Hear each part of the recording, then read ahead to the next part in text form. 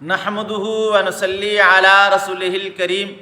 اما بعد فاعوذ بالله من الشيطان الرجيم بسم الله الرحمن الرحيم قال الله تعالى مثل الذين ينفقون اموالهم في سبيل الله كمثل حبة انبتت 7 سنابل في كل سنبلة 100 حبة والله يضاعف لمن يشاء والله واسع عليم۔ معزز سامعین و ناظرین، میں لیاقت علی ملتانی آپ سے مخاطب ہوں اور میں نے آپ کے سامنے اللہ تعالیٰ کے کلام کی وہ آیت تلاوت کی ہے جس میں اللہ تعالیٰ نے اپنے راستے میں خرچ کرنے کی مثال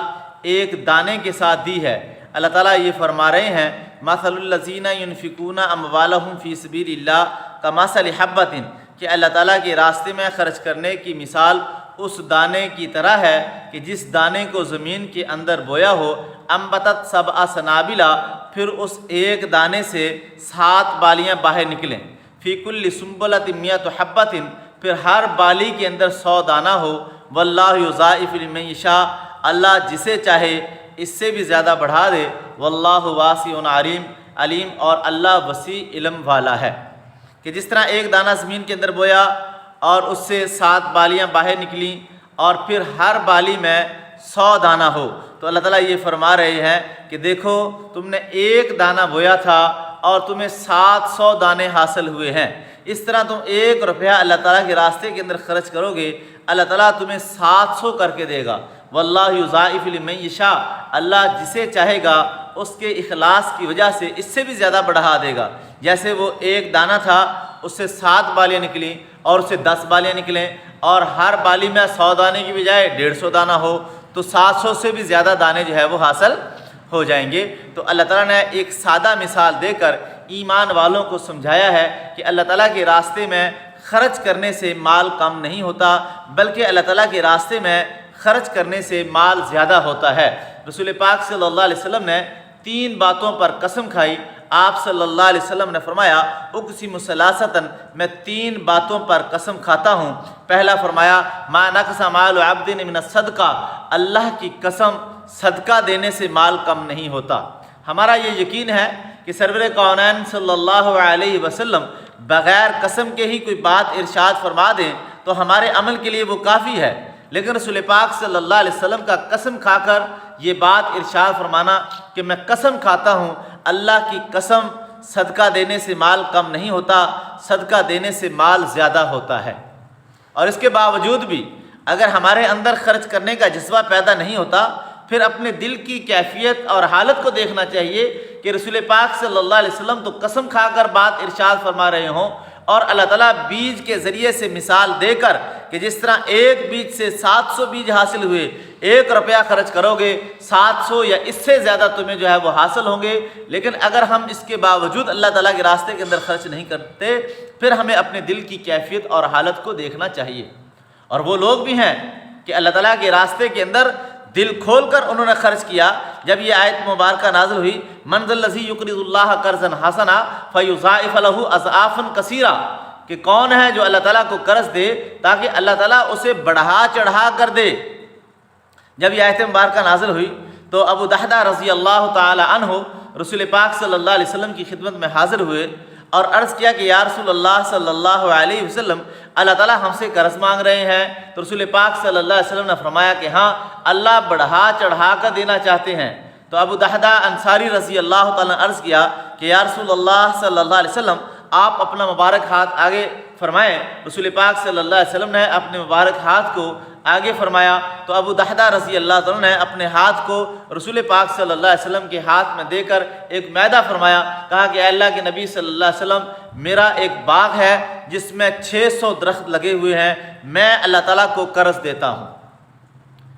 اور جب یہ آیت مبارکہ نازل ہوئی لن تنالوا البر حتی تنفقوا مما تحبون، کہ تم اس وقت تک کامل نیکی کو نہیں پہنچ سکتے جب تک کہ تم سب سے محبوب چیز اللہ تعالیٰ کے راستے کے اندر نہ خرچ کر دو۔ جب یہ آیت مبارکہ نازل ہوئی تو ابو طلحہ انصاری رضی اللہ تعالیٰ عنہ رسول پاک صلی اللہ علیہ وسلم کی خدمت میں حاضر ہوئے اور عرض کیا کہ اے اللہ کے نبی صلی اللہ علیہ وسلم، اللہ تعالیٰ یہ بات ارشاد فرما رہے ہیں کہ تم اس وقت تک کامل نیکی کو نہیں پہنچ سکتے جب تک کہ اپنی محبوب چیز اللہ تعالیٰ کے راستے میں خرچ نہ کر دو۔ اے اللہ کے نبی صلی اللہ علیہ وسلم، میری تمام جائیداد میں مجھے سب سے زیادہ یہ جو بیرحا کا باغ ہے یہ مجھے سب سے زیادہ پسند ہے، میں اسے اللہ تعالیٰ کے راستے کے اندر صدقہ کرتا ہوں۔ یہ باغ مسجد نبوی کے سامنے تھا، یہاں پانی کا ایک میٹھا چشمہ تھا۔ رسول پاک صلی اللہ علیہ وسلم اکثر اس باغ کے اندر تشریف لے جاتے، اس باغ کی کھجوریں کھاتے اور اس چشمے کا پانی بھی نوش فرمایا کرتے تھے۔ تو ابو طلحہ انصاری رضی اللہ عنہ نے وہ باغ اللہ تعالیٰ کو قرض کے طور پر اور صدقہ جو ہے وہ کر دیا۔ تو یہ تھا اللہ تعالیٰ کے راستے میں خرچ کرنے کا شوق اور جذبہ۔ اب ہمارے ہاں کیا ہوتا ہے، پہلے یہ کہ اللہ تعالیٰ کے راستے میں خرچ کرنا ہمارے لیے بہت زیادہ مشکل ہوتا ہے، اور اگر جب خرچ بھی کریں تو دیکھتے ہیں کہ اگر کسی نے کپڑے کسی کو دینے ہیں، کسی غریب کو، دیکھیں گے کہ سب سے پرانے کپڑے کون سے ہیں،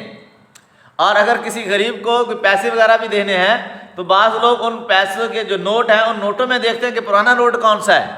اس لیے علماء نے فرمایا کہ اگر کوئی آدمی کسی غریب کو کوئی صدقہ وغیرہ پیسوں کی شکل میں دینا چاہے تو دیکھیے جو اس کے پاس نوٹ ہیں ان میں جو سب سے نیا نوٹ ہے وہ فقیر کو صدقے کے طور پر دے، اور جب اگر اپنے کپڑوں میں کوئی چیز کپڑا لباس اگر صدقہ کرنا چاہے تو دیکھے کہ اپنے لباسوں میں سب سے بہترین اور صاف ستھرا لباس کون سا ہے، وہ اللہ کے راستے کے اندر صدقہ کرے۔ یعنی اللہ تعالیٰ کے راستے میں جو چیز دی جائے وہ سب سے بہترین اور سب سے اعلیٰ اور سب سے عمدہ ہونی چاہیے۔ اور اگر اللہ تعالیٰ کے راستے میں یہ جو خرچ کرنا ہے اگر اعلانیہ طور پر بھی خرچ کر دیا جائے تو اللہ تعالیٰ کے ہاں یہ بھی پسندیدہ ہے۔ ان تبدوا الصدقات فنعما ہی، کہ اگر تم اعلانیہ طور پر اللہ تعالیٰ کے راستے میں خرچ کرتے ہو تو یہ بھی بہت اچھا ہے۔ وَإِن تُخْفُوهَا، اور اگر تم مخفی طور پر خفیہ طور پر خرچ کرنا چاہتے ہو وَتُؤْتُوهَا الْفُقَرَاءَ فَهُوَ خَيْرٌ لَكُمْ، کہ غریبوں کو خفیہ طور پر دینا چاہتے ہو تو یہ تو تمہارے لیے زیادہ بہتر ہے، کیونکہ اس میں ریاکاری کا اندیشہ نہیں ہے۔ اعلانیہ طور پر خرچ کرنے میں ریاکاری کا اندیشہ ہے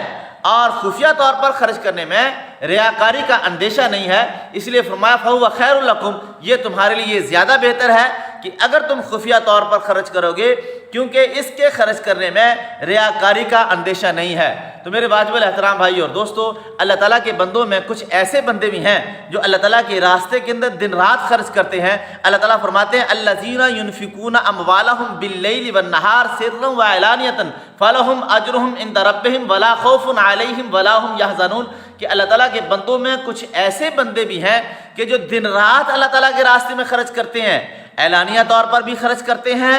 اور مخفی طور پر بھی خرچ کرتے ہیں، اور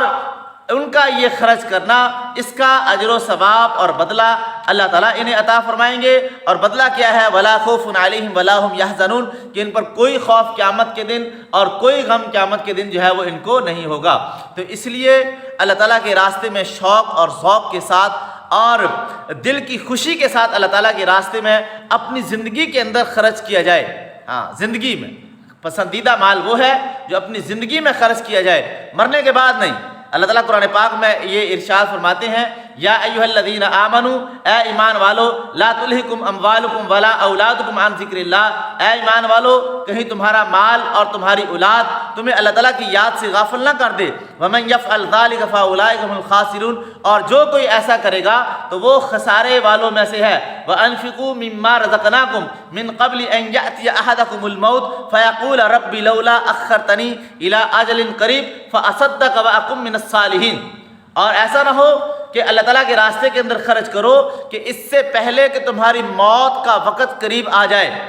وَأَنفِقُوا مِمَّا رَزَقْنَاكُم مِّن قَبْلِ أَن يَأْتِيَ أَحَدَكُمُ الْمَوْتُ فَيَقُولَ رَبِّ لَوْلَا أَخَّرْتَنِي إِلَىٰ أَجَلٍ قَرِيبٍ، اور پھر تو اللہ تعالیٰ سے اس بات کی دعا کرے کہ اے اللہ مجھے تھوڑی سی مہلت دے دے تاکہ میں تیرے راستے کے اندر خرچ کر دوں، فَأَصَدَّقَ وَأَكُن مِّنَ الصَّالِحِينَ، تاکہ میں صدقہ کروں اور تیرے صالحین نیک لوگوں کے اندر داخل ہو جاؤں۔ پھر اللہ تعالیٰ یہ فرماتے ہیں وَلَن يُؤَخِّرَ اللَّهُ نَفْسًا إِذَا جَاءَ أَجَلُهَا، اور جب کسی کی موت کا وقت آ جاتا ہے پھر اللہ تعالیٰ اس کو مہلت نہیں دیتے۔ وَاللَّهُ خَبِيرٌ بِمَا تعملون، اللہ تعالیٰ تمہارے عملوں سے باخبر ہے کہ جب زندگی دی تھی اس وقت خرچ کیوں نہیں کیا، اب موت پر خرچ کرنے کی تمنا کیوں ہے؟ تو اپنی زندگی کے اندر جو ہے وہ اللہ تعالیٰ کی رضا کے لیے، اور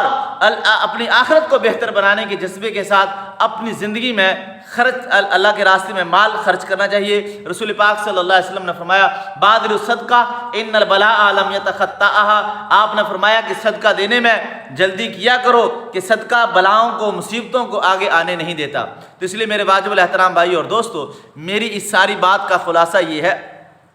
کہ ہم لوگ اللہ تعالیٰ کے راستے میں خرچ کریں، اور اس کی جو بہترین صورت علماء نے لکھی ہے وہ یہ ہے کہ جو انسان کی مہینے کی آمدن ہے اس میں سے کچھ حصہ مقرر کر لے۔ مولانا ذکر رحمۃ اللہ علیہ نے فضائل صدقات میں یہ بات ذکر فرمائی ہے کہ جب آدمی یہ نیت رکھتا ہے کہ جب دین کا کوئی بھی تقاضا ہوگا تو میں اس کو خرچ کروں گا، یعنی غریبوں پر خرچ کروں گا، ضرورت مندوں پر خرچ کر دوں گا، تو جب کوئی ایسا موقع آئے گا تو میں خرچ کر دوں گا۔ فرمایا کہ نہیں، ایسا نہ کرے، بلکہ جو ہے اس کے اندر کچھ حصہ مقرر کر لے کہ میں نے ہر مہینے اگر 50,000 میری آمدن ہے تو میں 1,000 اللہ تعالیٰ کے راستے کے اندر خرچ کروں گا۔ تو کچھ طے کر لے، چاہے 500 روپیہ طے کر لے، لیکن ہر مہینے کا طے کر لے۔ جب یہ ایسا کرے گا پھر اس کو بہت سی ایسی جگہ نظر آئیں گی کہ میں یہاں پہ بھی اس آدمی کو بھی ضرورت ہے، اس کو بھی ضرورت ہے، فلاں جگہ بھی ضرورت ہے، فلاں جگہ بھی ضرورت ہے۔ ایسا کرنے سے بہت سے مصارف اسے نظر آئیں گے۔ اگر ایسا نہیں کرے گا تو ہو سکتا ہے کہ اسے خرچ کرنے کے مصارف ہی نظر نہ آئیں۔ اللہ تعالیٰ سے دعا ہے کہ اللہ تعالیٰ ہمیں اپنے راستے میں شوق اور ذوق سے خرچ کرنے کی توفیق نصیب فرمائے۔ وآخر دعوانا ان الحمد للہ رب العالمین۔